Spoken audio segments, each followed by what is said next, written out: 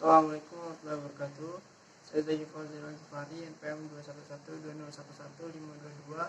Sini saya akan menjelaskan resume mengenai berbagai sistem hukum di dunia. Menurut Sachitto Raharjo dalam bukunya berpendapat bahwa di dunia ini tidak ada dijumpai hanya satu sistem hukum. Namun ada banyak sistem hukum yang ada di dunia. Yang dimaksud meliputi unsur-unsur seperti struktur, kategori, dan konsep. Perbedaan dalam unsur-unsur tersebut mengakibatkan perbedaan dalam sistem hukum yang dipakai. Jadi di dunia itu ada 5 sistem hukum yang dipakai. Yang pertama hukum sipil, hukum adat, hukum sosialis, hukum agama, dan hukum umum. Mari kita bahas tentang hukum sipil yang pertama, atau bisa disebut civil law. Hukum ini juga biasa disebut dengan Eropa kontinental karena hukum ini berasal dari Eropa, yaitu Romawi Jerman.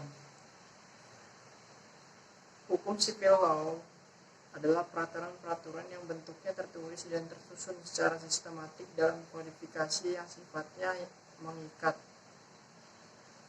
Civil law terbagi menjadi dua, yaitu hukum publik, di mana negara dianggap subjek atau objeknya hukum. Yang kedua hukum private, di mana negara dengan berperan sebagai wasit dalam persidangan atau persengketaan. Ciri pokok civil law adalah sistem ini menggunakan pembagian dasar ke dalam hukum perdata dan hukum publik. Kategori seperti itu tidak dikenal dalam sistem hukum common law. Kemudian common law itu biasa disebut Anglo-Saxon. Anglo-Saxon sendiri adalah sistem hukum yang berasal dari Inggris dan berkembang di negara jajahannya, mendasarkan pada pengadilan sebagai sumber hukumnya. Sistem common law banyak diterapkan dengan berbahasa Inggris seperti Australia, Kanada, Amerika Serikat, Wales, dan lain-lain. Ciri pokok dari common law adalah jurisprudensi. Kedua, dianutnya doktrin stare decisis. Kemudian yang ketiga, adversary system dalam proses peradilan. Doktrin stare decisis ini maksudnya hakim terkait untuk mengikuti dan atau menerapkan putusan pengadilan terdahulu, baik yang ia buat sendiri atau oleh pendahulunya. Jadi sistem common law ini dia tidak terpatok pada hukum tertulis atau undang-undang, berbeda dengan civil law.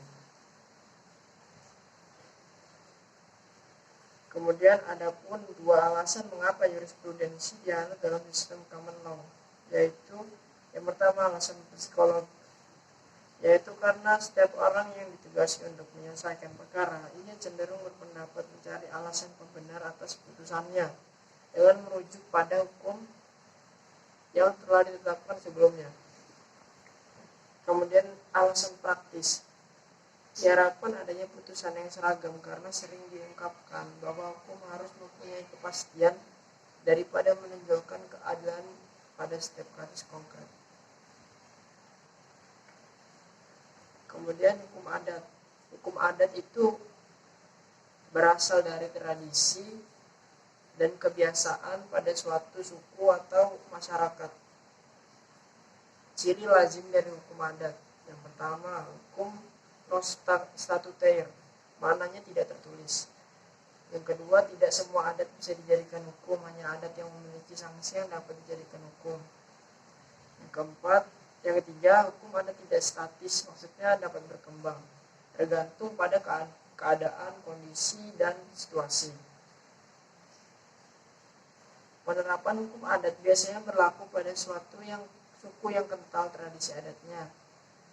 Jadi yang menurut ilmu sosiologi itu masyarakat yang masih kental dengan adat suku itu biasanya menganut hukum-hukum adat. Kemudian selanjutnya hukum Islam. Hukum Islam adalah peraturan-peraturan yang berasal dari hukum Allah Subhanahu wa taala. Ya, sesuai dengan namanya, hukum Islam itu ya dari agama Islam dan berlaku di negara-negara Islam. Singkatnya, hukum Islam adalah hukum yang berasal dari ajaran Islam. Ciri-ciri hukum Islam: yang pertama, hukum Islam bersumber pada Al-Quran dan As-Sunnah atau hadis. Kemudian hukum Islam pelaksanaannya didorong oleh akidah dan akhlak.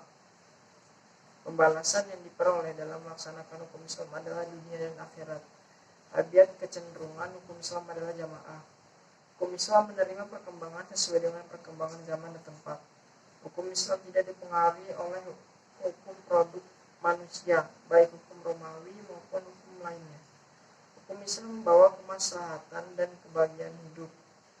Hukum Islam mendahulukan kewajiban dari hak amal dari pahala. Adapun sumber-sumber hukum Islam, yaitu yang pertama Al-Quran dan As-Sunnah.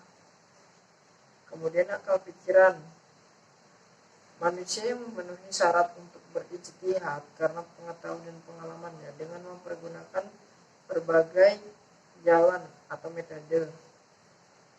Di antaranya itu yang pertama ijma. Ijma itu kesepakatan yang diambil oleh para ulama untuk menentukan sebuah hukum yang baru. Jadi yang tidak tertulis oleh Al-Quran ataupun Al-Hadis itu menjadi pertimbangan dan perdebatan oleh para ulama untuk menentukan sebuah hukum. Qiyas pun begitu, namun lebih kuat ijma. Yang ketiga istidlal, yang keempat al-masalih mursalah, yang kelima istisan, yang keenam istisab, yang ketujuh urf. Cukup sekian dari saya. Wassalamualaikum warahmatullahi wabarakatuh.